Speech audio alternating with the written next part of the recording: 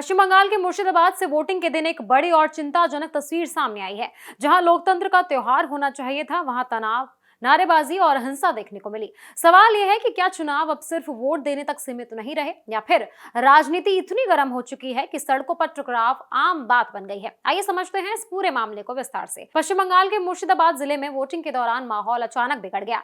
यहाँ टीएमसी से अलग हो चुके नेता हुमायूं कबीर और टीएमसी कार्यकर्ताओं के बीच जोरदार भिड़ंत देखने को मिली।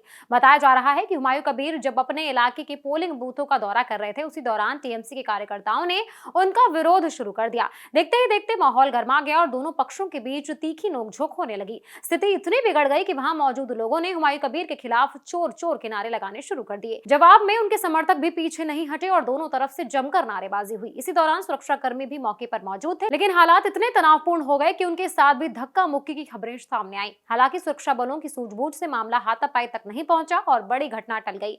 आपको बता दें, हुमायूं कबीर पहले टीएमसी में ही थे, लेकिन बाद में उन्होंने पार्टी छोड़ दी और अब वो आम जनता उन्नयन पार्टी से चुनाव लड़ रहे हैं। टीएमसी के कार्यकर्ताओं का आरोप है कि हुमायूं कबीर बीजेपी के एजेंट की तरह काम कर रहे हैं, जबकि कबीर खुद टीएमसी पर माहौल खराब करने का आरोप लगा रहे हैं।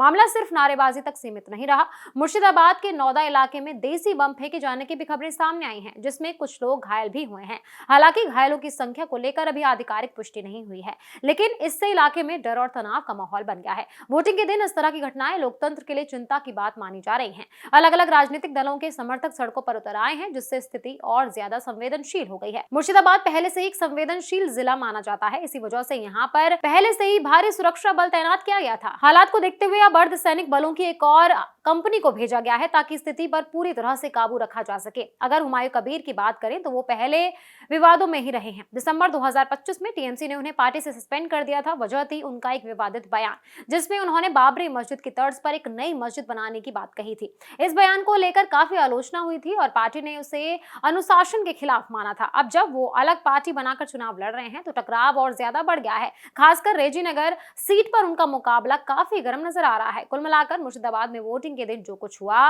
वो कई सवाल खड़े करता है। क्या चुनाव ऐसे ही होते रहेंगे? क्या सुरक्षा व्यवस्था और सख्त होनी चाहिए?